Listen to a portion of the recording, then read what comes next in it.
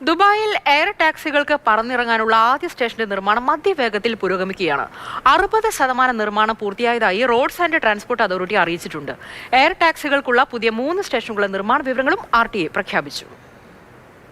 അടുത്ത വർഷം ആദ്യമാണ് ദുബായ് നഗരത്തിൽ പറക്കും ടാക്സികൾ സർവീസ് ആരംഭിക്കുന്നത്. ഇതിനുള്ള തയ്യാറെടുപ്പുകൾ അതിവേഗം പുരോഗമിക്കുകയാണ്. ദുബായ് അന്താരാഷ്ട്ര വിമാനത്താവളത്തിന് അടുത്താണ് ആദ്യ വെർട്ടിപോർട്ടിന്റെ നിർമ്മാണം. ദുബായ് അന്താരാഷ്ട്ര വെർട്ടിപോർട്ട് അഥവാ DXV എന്നാണ് സ്റ്റേഷൻ അറിയപ്പെടുക.